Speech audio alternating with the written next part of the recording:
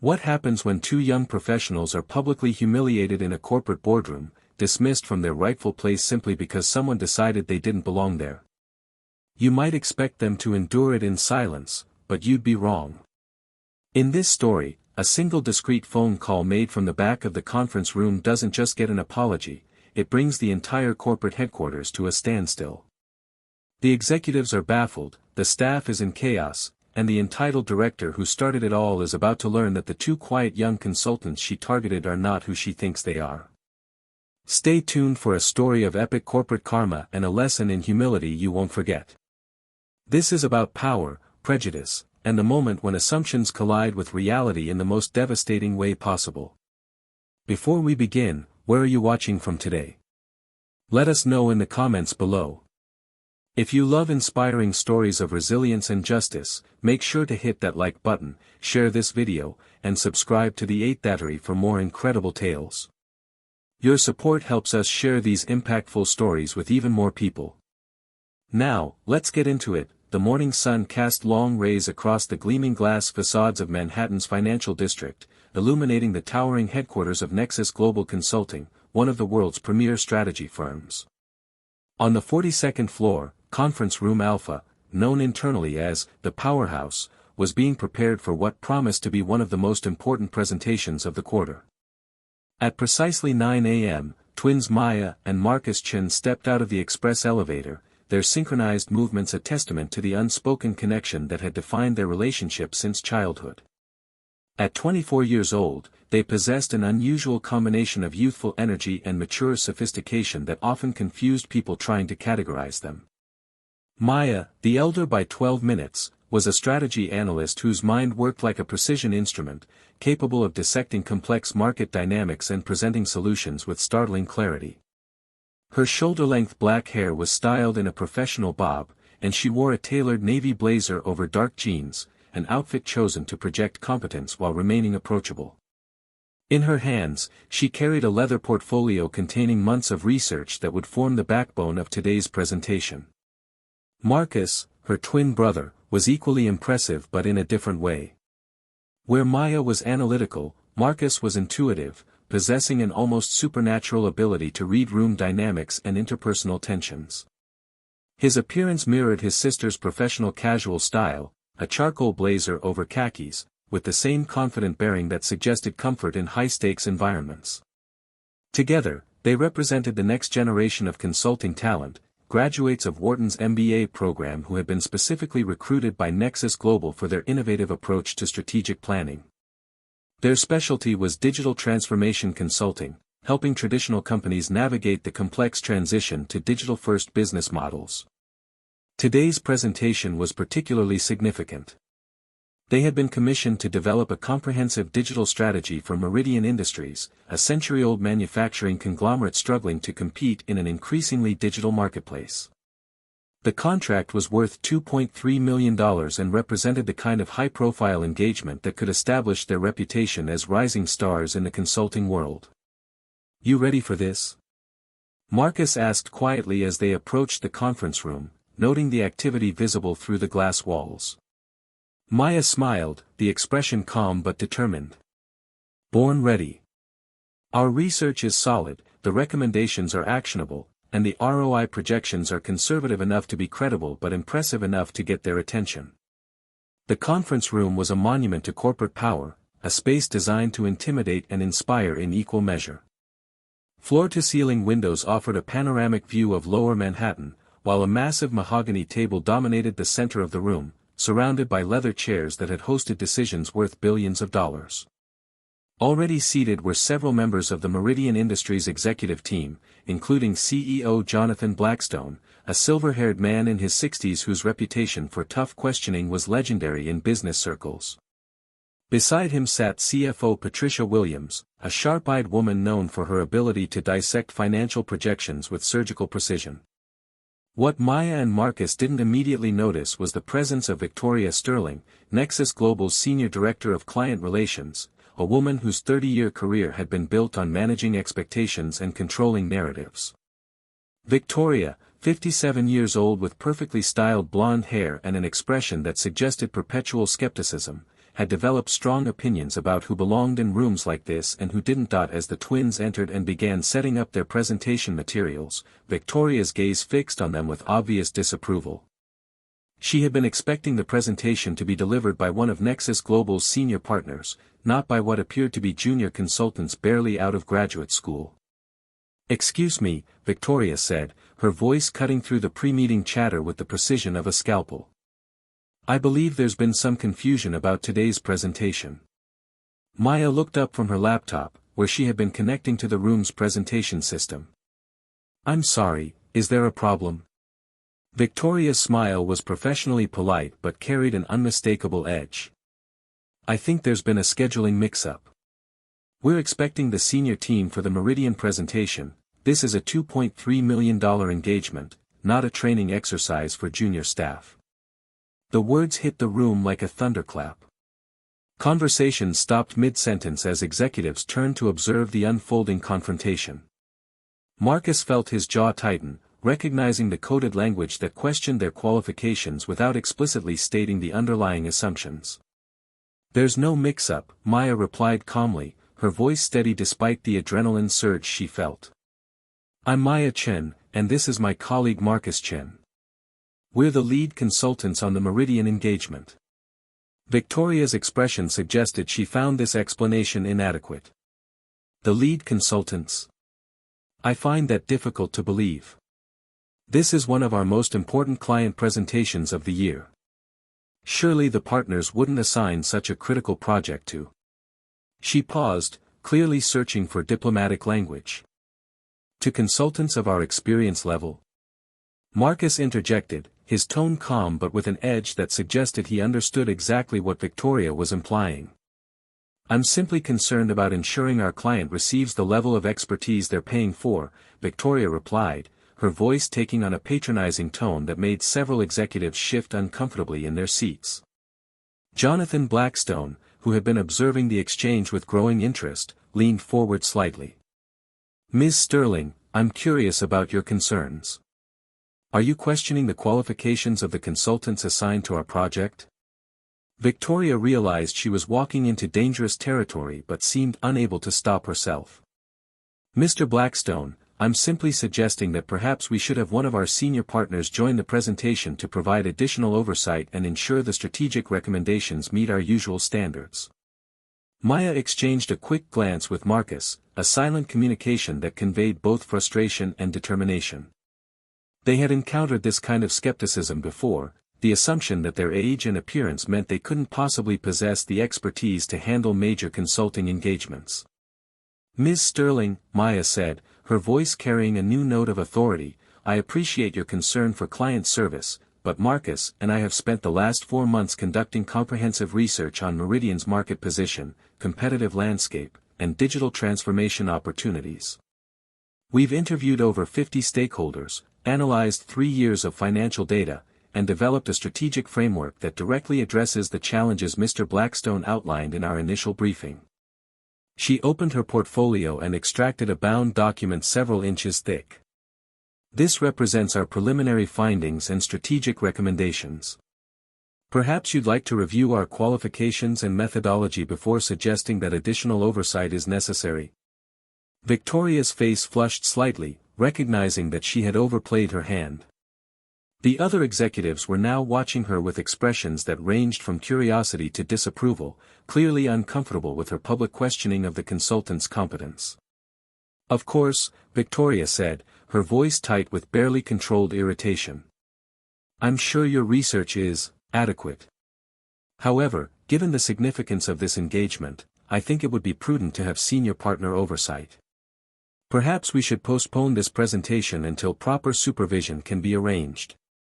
The suggestion was so transparently aimed at undermining Maya and Marcus that several people in the room visibly reacted. Patricia Williams, the CFO, frowned openly, while Jonathan Blackstone's expression suggested growing impatience with Victoria's interference. "Ms. Sterling," Marcus said quietly, his voice carrying a calm authority that commanded attention, "are you formally questioning our assignment to this engagement? Because if so, I think we should clarify the decision-making process that led to our selection for this project." There was something in his tone, a confidence that went beyond professional competence, that made Victoria hesitate. For the first time since the confrontation began, she seemed to recognize that she might be dealing with something more complex than junior consultants who could be easily dismissed. "I'm simply ensuring that our client receives the best possible service," Victoria said, but her voice lacked its earlier conviction.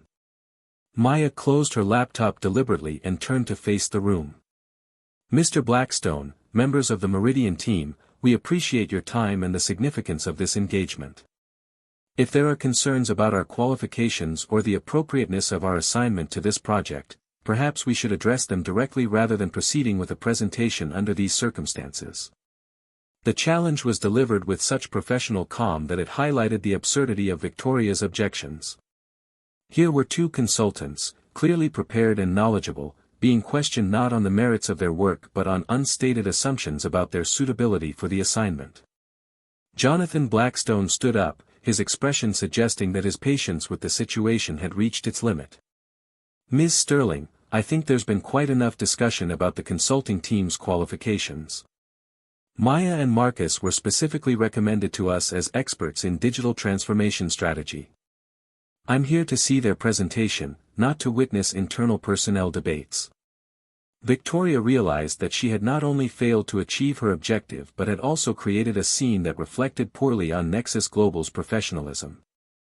She was trapped between backing down and appearing weak, or continuing to object and appearing petty and discriminatory. "Of course, Mr. Blackstone," she said, forcing a professional smile. "I apologize for the confusion. Perhaps I was overly cautious about ensuring quality control." But Maya and Marcus had already made a decision. They began packing up their presentation materials with deliberate care, their movements synchronized in a way that suggested they had reached the same conclusion simultaneously.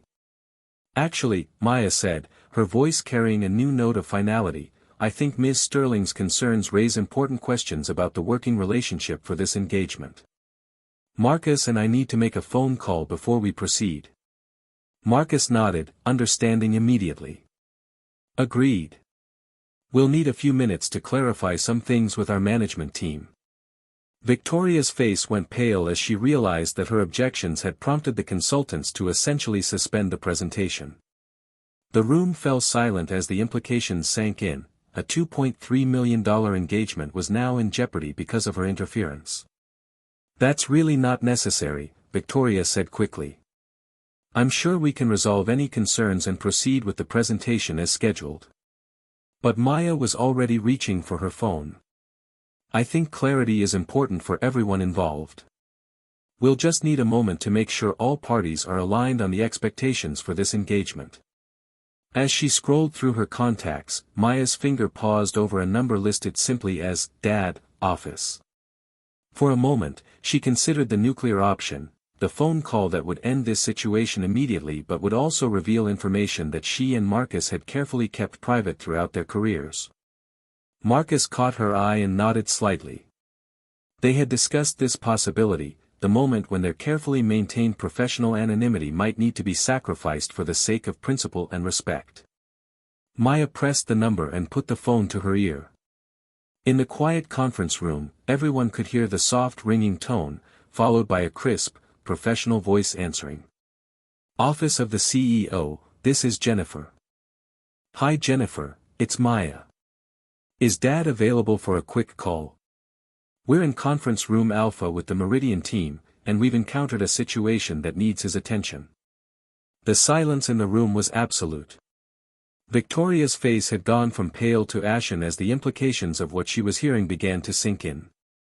The other executives looked confused, trying to process the conversation they were witnessing. "Of course, Maya," Jennifer's voice came through clearly in the quiet room. "Let me get him for you immediately." A moment later, a familiar voice came on the line, familiar, at least, to everyone who worked for Nexus Global Consulting. "Maya, what's going on? Is everything all right?"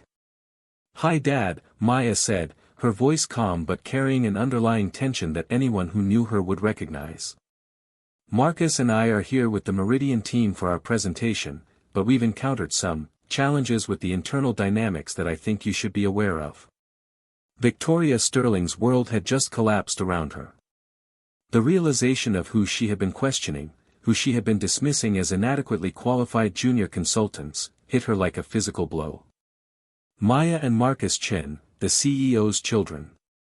The man on the phone was David Chen, founder and CEO of Nexus Global Consulting, one of the most respected leaders in the industry.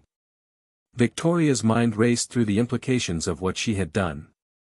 She had publicly questioned the qualifications of the CEO's children, suggested they were unsuitable for a major client engagement, and created a scene that had brought the presentation to a halt. In a single morning, she had likely destroyed a career that had taken 30 years to build.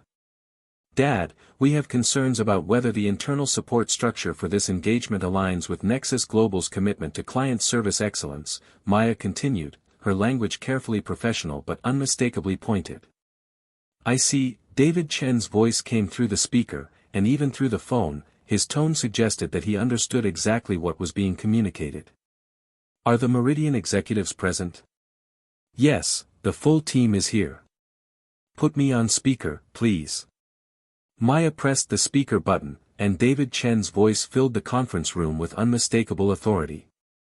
"Good morning, Jonathan, Patricia, and the entire Meridian team. This is David Chen. I want to personally apologize for any disruption to your presentation today. Maya and Marcus are not only two of our most talented consultants, but they specifically requested the Meridian engagement because they believe your digital transformation challenges represent exactly the kind of complex strategic problem they're passionate about solving." Jonathan Blackstone leaned forward toward the phone. "David, good to hear from you. I have to say, we've been impressed with the preliminary work Maya and Marcus have shared with us. There seems to have been some internal confusion about the presentation structure, but we're very much looking forward to seeing their recommendations." "I'm pleased to hear that, Jonathan. Maya and Marcus have my complete confidence, and their work consistently represents the highest standards of strategic consulting. If there have been any internal process issues, I'll address those immediately after your presentation." Victoria Sterling felt as though the floor was collapsing beneath her feet. Not only had she attacked the CEO's children, but she had done so in front of major clients who were now hearing the CEO himself vouch for their expertise and commitment. "Thank you, Dad," Maya said. "We appreciate the clarification. I think we can proceed with the presentation now." "Excellent. Jonathan, Patricia, I know you're in exceptional hands. Maya and Marcus, I'll want a full debrief after the presentation, including any issues that need to be addressed internally." The call ended, leaving a silence that felt heavy with unspoken implications. Victoria Sterling stood frozen, realizing that her career at Nexus Global was not just over, but was ending in the most spectacular and public way possible. Maya and Marcus, meanwhile, began setting up their presentation materials again, their movements calm and professional despite the earthquake that had just occurred in the room's power dynamics. "Ms. Sterling," Marcus said quietly, not looking up from his laptop, "thank you for your concern about quality control. We'll make sure to deliver the level of excellence that Nexus Global is known for."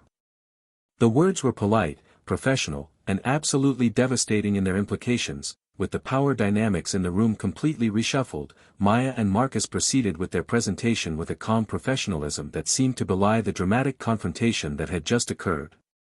Victoria Sterling had quietly taken a seat in the back of the room, her earlier authority completely evaporated as she contemplated the ruins of her career. "Thank you for your patience," Maya began, her voice clear and confident as the presentation screen illuminated with the Nexus Global logo. "What we're about to share represents 4 months of intensive research into Meridian Industries' market position, competitive challenges, and digital transformation opportunities." The first slide revealed a comprehensive analysis of Meridian's current market share across its primary business segments, with data visualizations that immediately demonstrated the depth and sophistication of their research. Jonathan Blackstone leaned forward, his attention now completely focused on the substance of the presentation rather than the interpersonal drama that had preceded it. "Our analysis indicates that Meridian is facing a critical inflection point," Marcus continued, advancing to a slide that showed market trends and competitive positioning. Traditional manufacturing advantages are being eroded by digital native competitors who can operate with significantly lower overhead and faster response times to market changes. As the presentation progressed, it became clear that Maya and Marcus had done far more than simply collect data and create charts. They had developed a comprehensive strategic framework that addressed not just Meridian's current challenges, but anticipated future market developments and positioned the company to capitalize on emerging opportunities. The digital transformation strategy we're recommending is built around 3 core pillars, Maya explained, revealing a slide that outlined their strategic approach with impressive clarity and detail. Operational digitization, customer experience transformation, and data-driven decision-making. Each pillar is designed to deliver measurable ROI while building capabilities that will serve as competitive advantages in the evolving marketplace. Patricia Williams, the CFO, interrupted with a question that demonstrated she was fully engaged with the content. Maya, the financial projections you're showing assume a significant upfront investment in technology infrastructure. Can you walk us through the assumptions underlying your ROI calculations? Absolutely, Maya replied, advancing to a detailed financial model that showed month-by-month cash flow projections, break-even analysis, and sensitivity scenarios. We've modeled 3 implementation scenarios, conservative, moderate, and aggressive, with corresponding investment levels and projected returns. The conservative scenario shows positive ROI within 18 months, while the aggressive scenario could deliver ROI within 12 months but requires higher risk tolerance and capital commitment. The level of detail and sophistication in their financial modeling was impressive even by Nexus Global standards. Marcus seamlessly picked up the presentation, diving into the operational aspects of their recommendations with the kind of practical insight that could only come from deep understanding of both strategic principles and implementation realities. The customer experience transformation component addresses what our research indicates is Meridian's most significant vulnerability, Marcus explained, showing customer journey maps and digital touchpoint analyses. Your current customer acquisition costs are 40% higher than industry average, and customer lifetime value has declined 15% over the past 2 years. Our recommended digital engagement strategy addresses both issues simultaneously. Jonathan Blackstone nodded approvingly. Marcus, this aligns with what we've been observing internally, but we haven't had the analytical framework to understand the full scope of the challenge. How did you develop these customer journey insights? We conducted over 200 customer interviews across your primary market segments, Marcus replied. Additionally, we analyzed 18 months of customer interaction data and benchmarked your performance against 12 direct competitors. The patterns were consistent across market segments. Customers are seeking more responsive, personalized engagement, and they're willing to pay premium prices for companies that deliver exceptional digital experiences. Victoria Sterling, sitting in the back of the room, found herself simultaneously impressed by the quality of the presentation and horrified by the recognition of how completely she had misjudged the situation. These weren't junior consultants struggling with their first major engagement, they were sophisticated strategic thinkers delivering insights that would have been impressive coming from consultants with 20 years of experience.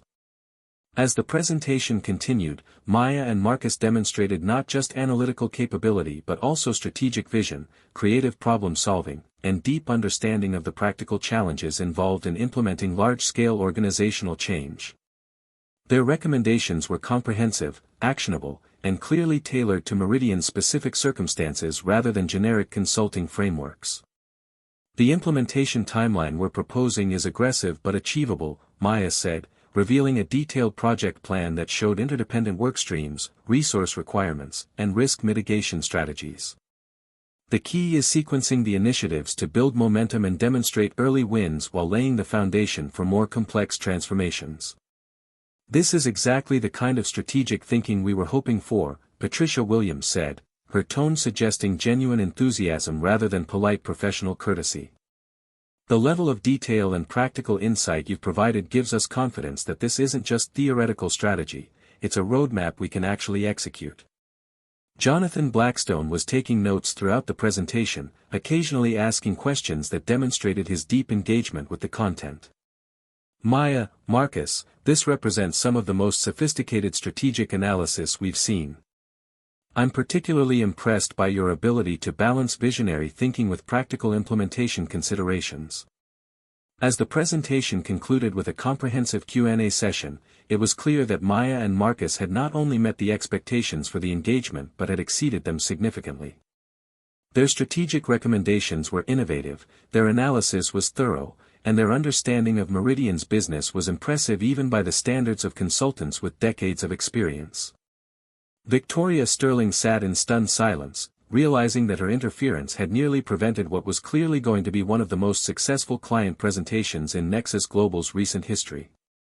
She had let her assumptions and prejudices blind her to the obvious competence and expertise of two of the firm's most talented consultants.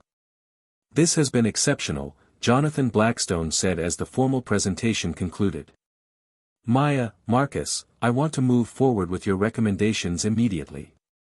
Patricia, let's discuss implementation timeline and resource allocation this afternoon."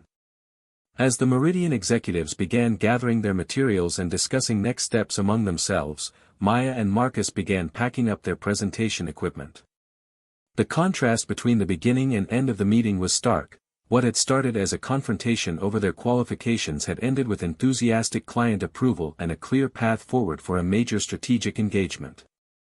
But the personal reckoning was just beginning. As the Meridian executives departed, expressing enthusiasm for the next steps in their engagement, the conference room fell into an uncomfortable silence. Victoria Sterling remained seated in the back, her face pale as she contemplated the magnitude of her professional miscalculation. Maya and Marcus continued organizing their materials with calm efficiency, but the tension in the room was palpable. It was Marcus who broke the silence, his voice measured and professional. "Ms. Sterling, I think we should discuss what happened here today." Victoria looked up, her usual confidence completely absent. I owe you both an apology. I made assumptions that were completely inappropriate and unprofessional." Maya turned to face her, and Victoria was struck by the composure in her expression, not anger or vindictiveness, but a kind of calm authority that made Victoria feel even smaller. "Ms. Sterling," Maya said quietly, "what concerns us isn't just the personal disrespect, although that was certainly problematic. What concerns us is that your assumptions nearly derailed a $2.3 million client engagement and could have damaged Nexus Global's relationship with an important client."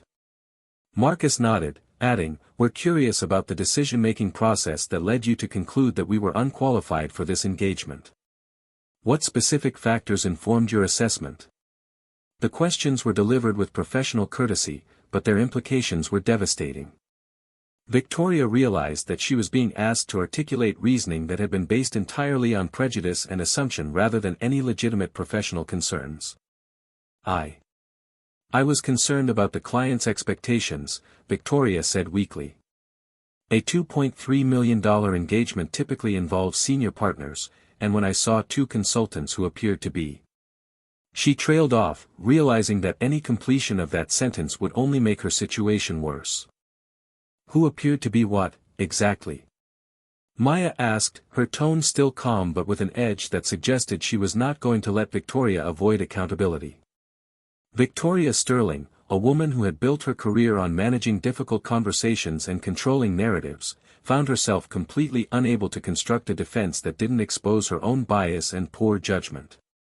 "Young," she finally said, seizing on the one characteristic that wasn't explicitly discriminatory. "You appeared to be very young consultants for such a significant engagement." Marcus smiled slightly, an expression that somehow managed to be both understanding and damning.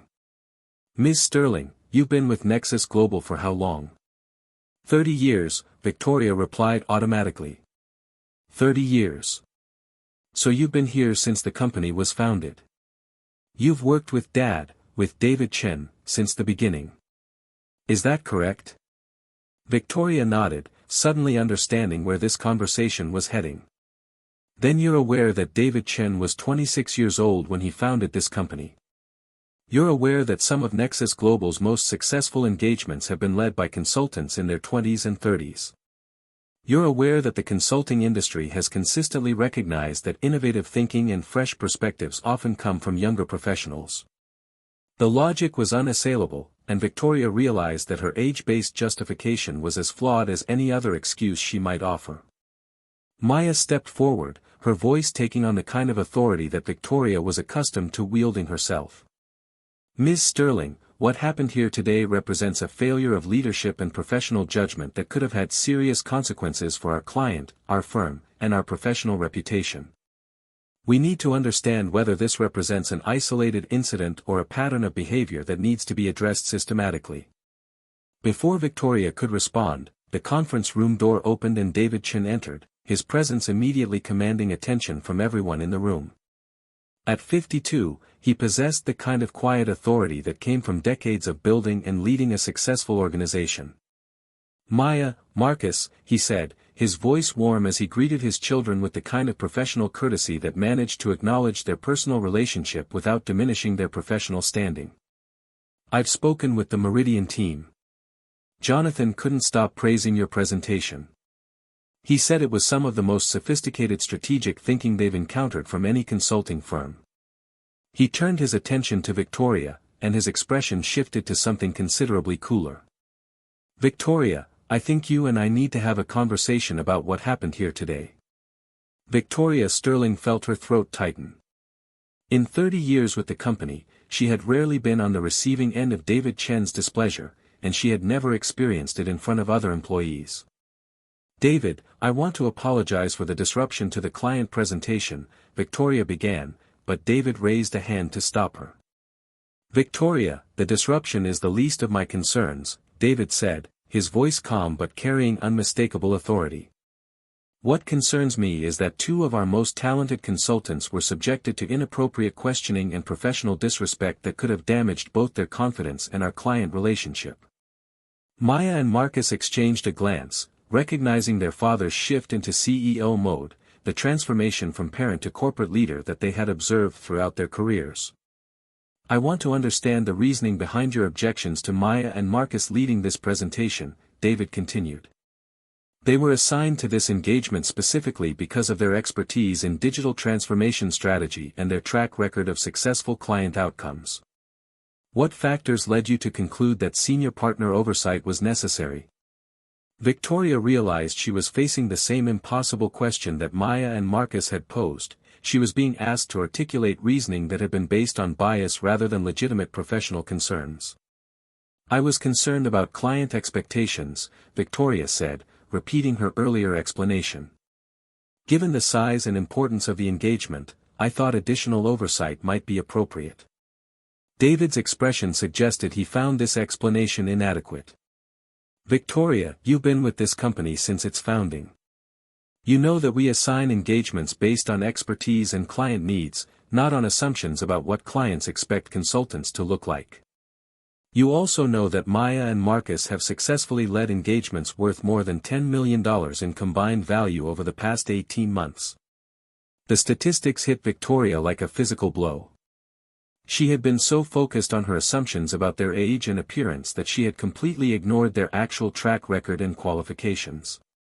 Furthermore, David continued, Jonathan Blackstone specifically requested Maya and Marcus for this engagement after seeing their work on the Harrison Industries digital transformation project. They weren't assigned to this engagement, they were requested by name. Victoria felt her remaining justifications crumble. Not only had she questioned the qualifications of highly successful consultants, but she had done so for an engagement where the client had specifically requested their services. Maya stepped forward, her voice calm but firm. "Dad, what concerns us is whether this represents an isolated incident or whether there are systemic issues in how Nexus Global manages consultant assignments and client relationships." David nodded approvingly. "That's exactly the right question. Victoria, I want you to review the consultant assignment decisions you've influenced over the past 12 months. I want a comprehensive analysis of the factors you considered when making recommendations about engagement leadership." The request was delivered professionally, but everyone in the room understood its implications. David Chen was asking Victoria to conduct an audit that would almost certainly reveal a pattern of bias in her decision-making. "David, I think there may have been some misunderstandings about my role in consultant assignments," Victoria said, her voice betraying growing panic. I've always tried to ensure that client expectations are managed appropriately. I'm sure you have, David replied, his tone suggesting he wasn't convinced. However, managing client expectations includes ensuring that our most qualified consultants are positioned to deliver exceptional results, regardless of any superficial characteristics that might influence first impressions. Marcus spoke up, his voice carrying the same calm authority that had impressed the Meridian executives. Ms. Sterling, we appreciate that client management is complex and requires balancing multiple considerations. However, we need to ensure that Nexus Global's commitment to excellence is never compromised by assumptions that aren't based on professional qualifications and client needs. Victoria realized that she was not just facing individual accountability for today's incident, but was being asked to confront a potential pattern of behavior that could have affected multiple engagements and consultants over years. I understand, Victoria said quietly. I'll prepare the analysis you've requested. David nodded. Good. I'll also be implementing a comprehensive review of our client engagement assignment processes to ensure that decisions are based solely on consultant expertise and client requirements. The meeting was clearly over, but Victoria lingered, recognizing that her professional relationship with Nexus Global had been fundamentally altered by the events of the morning. Victoria, David said as she moved toward the door, I want to be clear about something. Maya and Marcus are exceptional consultants who happen to be my children. They've never asked for special treatment, and they've never received it. Their success at this firm is based entirely on their professional capabilities and client results. Victoria nodded, understanding that David was both defending his children and setting expectations for how they should be treated going forward. I understand, David. And I want to reiterate my apology to Maya and Marcus for my unprofessional behavior today. As Victoria left the conference room, Maya, Marcus, and David were left alone to process the events of the morning. Well, Marcus said with a slight smile, that was interesting. Maya laughed, the tension finally leaving her shoulders. I think interesting might be an understatement. David looked at both of his children with obvious pride. You handled that situation with remarkable professionalism. The presentation was exceptional, and your response to Victoria's interference was exactly right, calm, professional, and focused on client service rather than personal vindication. We learned from the best, Maya said, giving her father a warm smile that acknowledged both their personal and professional relationship. What happens next? Marcus asked. With Victoria, I mean. David's expression grew serious. Victoria Sterling is a talented professional who made a serious error in judgment. The review I've requested will help determine whether this was an isolated incident or part of a pattern. Depending on what we find, she may need additional training, reassignment, or other corrective action. Maya nodded. Whatever the outcome, we hope the process helps ensure that other consultants don't face similar challenges in the future. That's exactly the right attitude, David said. This isn't about punishment, it's about creating an environment where all of our consultants can do their best work and deliver exceptional value to clients. As they prepared to leave the conference room, Marcus reflected on the morning's events. You know, part of me wishes we could have succeeded purely on merit, without having to reveal our family connection. Maya understood the sentiment. I know what you mean. But sometimes protecting the principle is more important than protecting our pride. If Victoria's behavior was affecting other consultants or client relationships, then addressing it was the right thing to do. David smiled at his children's mature perspective on the situation. You both handled this exactly right.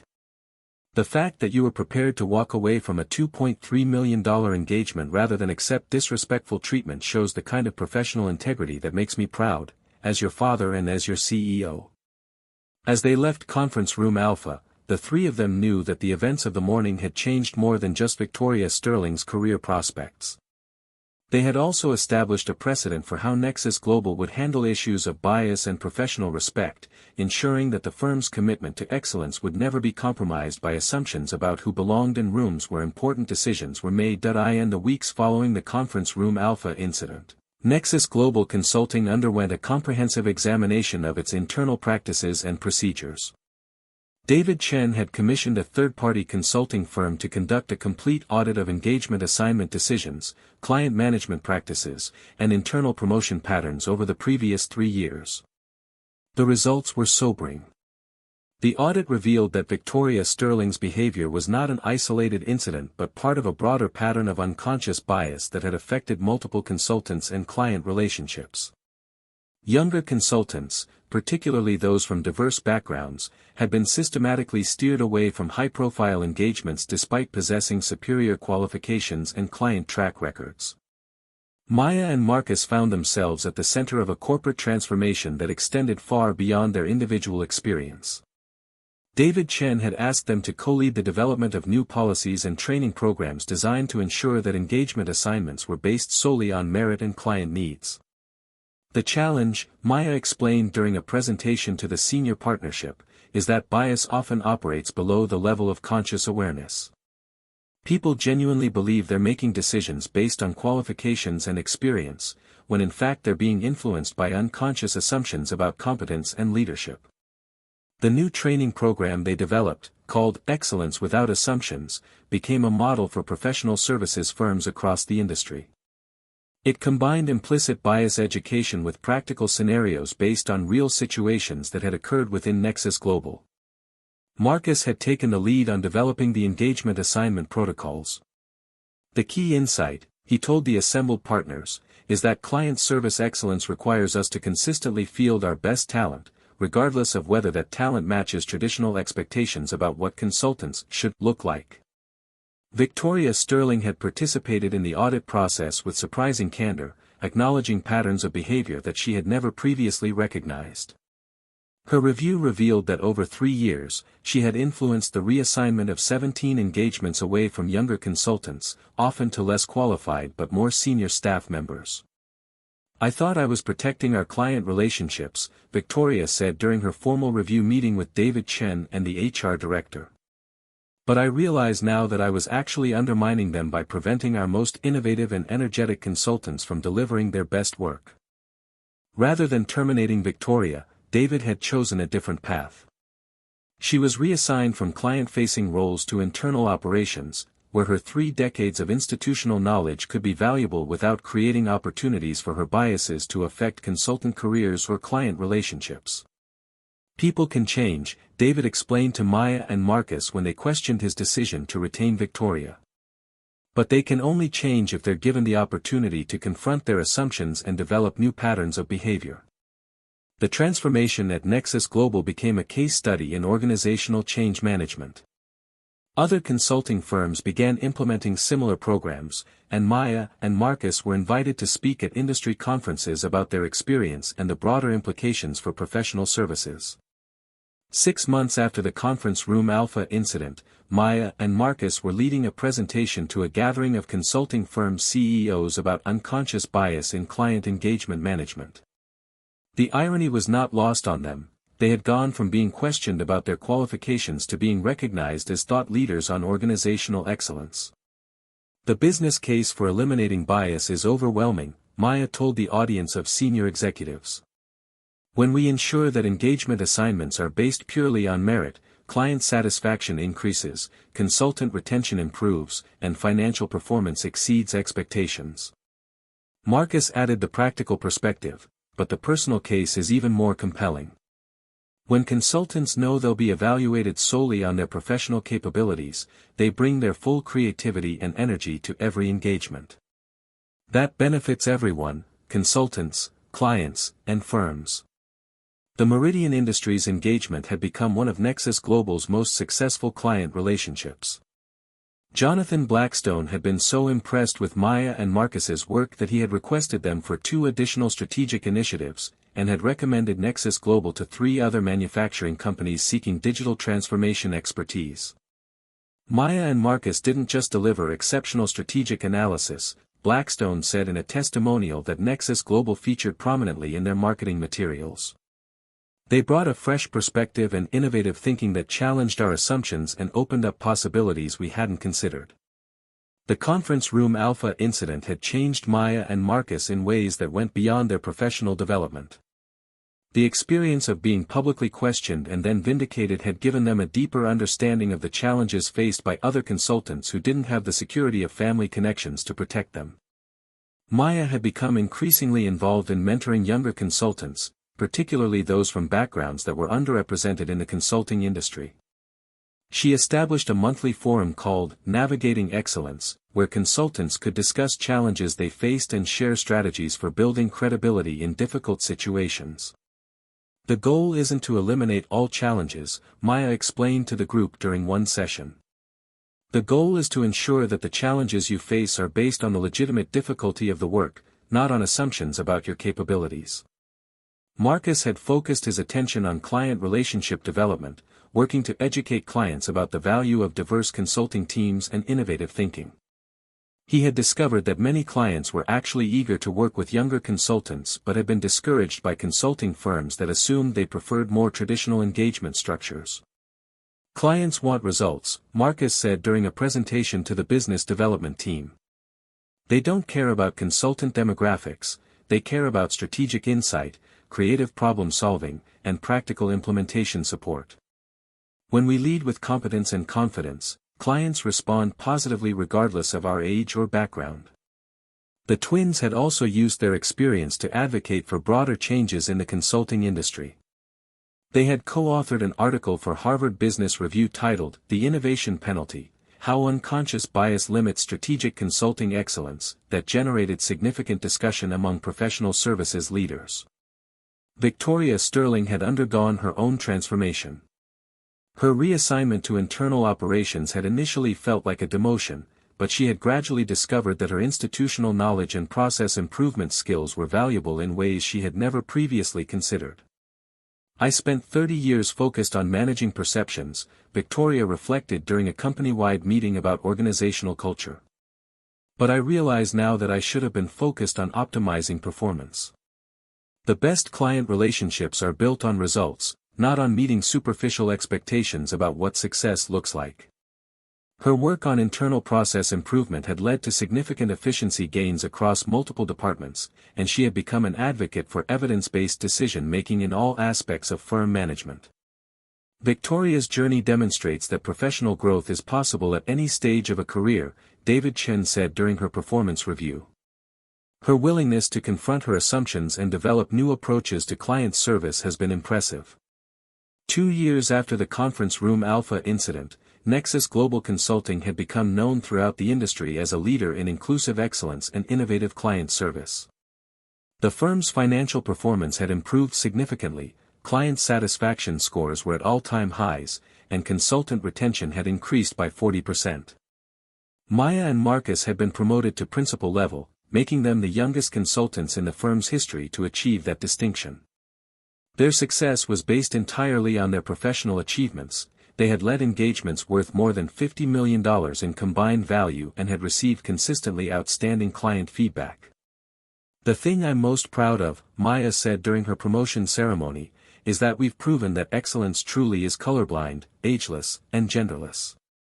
When organizations commit to evaluating people based purely on their capabilities and contributions, everyone benefits." Marcus had taken on additional responsibilities in the firm's business development efforts, building relationships with clients who specifically sought innovative strategic thinking and fresh perspectives. "We've discovered that many clients are actually more interested in working with younger consultants than traditional firms assumed. They want energy." The Meridian Industries relationship had evolved into a long-term strategic partnership. Maya and Marcus had helped the company navigate a successful digital transformation that resulted in 35% revenue growth and significant market share gains in key segments. "Maya and Marcus didn't just help us develop a digital strategy," Jonathan Blackstone said during a case study presentation at an industry conference. "They helped us fundamentally reimagine our business model and competitive positioning. The transformation they enabled has exceeded our most optimistic projections." David Chen had used Nexus Global's experience to advocate for industry-wide changes in how professional services firms manage talent and client relationships. He had spoken at numerous conferences and had been featured in several business publications discussing the connection between inclusive practices and business performance. The conference room alpha incident was a catalyst for changes that needed to happen regardless, David reflected during an interview with Consulting magazine. But it took a crisis to force us to confront assumptions that we didn't even realize we were making. Victoria Sterling had found unexpected fulfillment in her new role. Her work on process improvement and organizational efficiency had made her an internal thought leader on operational excellence, and she had become a mentor to other employees navigating career transitions. "I thought my career was over when I was reassigned," Victoria said during a company meeting about professional development. "But I discovered that there are many ways to contribute to organizational success, and that sometimes a change in perspective can open up possibilities you never considered." The changes at Nexus Global had ripple effects throughout the consulting industry. Other firms began implementing similar programs to address unconscious bias and optimize talent utilization. The Excellence Without Assumptions training program developed by Maya and Marcus was licensed to more than 50 professional services firms across various industries. A consortium of consulting firms CEOs established the Merit-Based Excellence Initiative, an industry-wide effort to promote best practices in talent management and client service. Maya and Marcus were invited to serve on the initiative's advisory board, making them among the youngest professionals ever to influence industry-wide policy. "The consulting industry has traditionally been conservative about change," said Patricia Williams, who had left Meridian Industries to become CEO of a boutique strategy firm. "But firms that embrace innovative approaches to talent development and client service are consistently outperforming their more traditional competitors." The Harvard Business Review article that Maya and Marcus had co-authored became one of the most widely cited pieces on organizational bias in professional services. Business schools began incorporating their case study into curricula on organizational behavior and strategic management. "The Chen twins represent a new generation of consulting leaders," said Professor Janet Harrison of Stanford Business School, who had developed a case study based on their experience. "They've demonstrated that professional excellence and social responsibility are not just compatible, they're mutually reinforcing." 5 years after the conference room alpha incident, Maya and Marcus Chen had established themselves as two of the most respected consultants in the industry.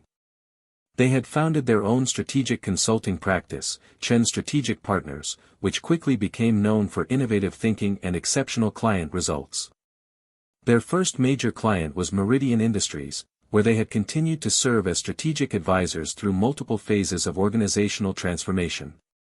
Jonathan Blackstone had joined their advisory board and had become one of their most vocal advocates in the business community.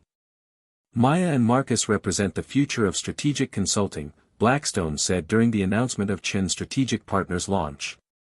"They combine analytical rigor with creative thinking, and they have an uncanny ability to identify opportunities that other firms miss." Victoria Sterling had eventually left Nexus Global to start her own organizational development consultancy focused on helping companies identify and eliminate unconscious bias in their decision-making processes.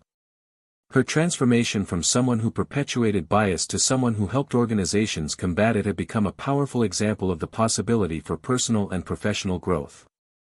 "The conference room alpha incident was the most embarrassing moment of my career," Victoria said during a presentation about organizational change. "But it was also the most important learning experience I've ever had. It forced me to confront assumptions that were limiting not just other people's potential, but my own effectiveness as a leader." David Chen had used the success of Nexus Global's transformation to advocate for broader changes in corporate culture across multiple industries.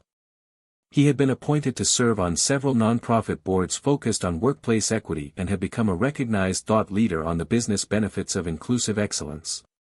"The lesson of Conference Room Alpha isn't about any individual incident," David reflected during a keynote speech at a leadership conference. "It's about the need for organizations to constantly examine their assumptions and ensure that their practices align with their stated values." Maya and Marcus had continued to speak publicly about their experience, using their platform to advocate for other young professionals who faced similar challenges. They had established a scholarship fund for students from underrepresented backgrounds pursuing careers in strategic consulting. "The goal isn't to eliminate all obstacles," Maya said during a commencement speech at her alma mater. "The goal is to ensure that the obstacles you face are based on the legitimate challenges of doing excellent work, not on assumptions about your capabilities or potential. Marcus had focused his advocacy efforts on helping clients understand the value of diverse perspectives in strategic decision-making. Innovation comes from bringing together different viewpoints and challenging conventional thinking, he said during a panel discussion on business strategy. Organizations that embrace diverse leadership consistently outperform those that rely on traditional approaches. The conference room alpha incident had become a case study taught in business schools around the world, illustrating both the costs of unconscious bias and the benefits of creating inclusive environments where talent could flourish regardless of demographic characteristics. The Chen case demonstrates that addressing bias isn't just about fairness, it's about optimizing organizational performance, said Dr. Michael Torres, who taught the case study at Wharton Business School. When companies ensure that decisions are based purely on merit, they consistently achieve better results. As Maya and Marcus reflected on their journey from that morning in Conference Room Alpha to their current success as industry leaders, they recognized that the incident had been both challenging and transformative. "We never wanted to be symbols or examples," Maya said during an interview about their experience. "We just wanted to do excellent work and serve our clients well. But sometimes individual experiences become catalysts for broader change, and we're grateful that our situation contributed to making the industry more fair and effective for everyone." Marcus added, "The most important lesson we learned is that excellence really is the best response to bias. When you consistently deliver outstanding results and maintain professional integrity, you not only succeed personally, you also create opportunities for others who might face similar challenges." The story of Conference Room Alpha had become more than just an incident of workplace bias and corporate justice. It had become a testament to the power of professional excellence, the importance of systemic change, and the possibility that individual experiences could catalyze transformation that benefited entire industries. Years later, when young consultants faced their own challenges with bias and assumption, they often drew inspiration from the example of Maya and Marcus Chen, two professionals who had transformed a moment of disrespect into a lifetime of advocacy for merit-based excellence. The conference room where it all began had been renamed the Excellence Center, and a small plaque on the wall read simply, "Where assumptions end, excellence begins." If this story resonated with you, think about the assumptions you make about competence and leadership in your own workplace. Have you ever witnessed someone's qualifications being questioned based on their age, appearance, or background rather than their actual performance? Share your thoughts in the comments below. Don't forget to like this video if Maya and Marcus's journey inspired you, and subscribe to the 8th Battery for more tales of professional courage, corporate justice, and the power of excellence over assumption. Your support helps us continue sharing these meaningful stories.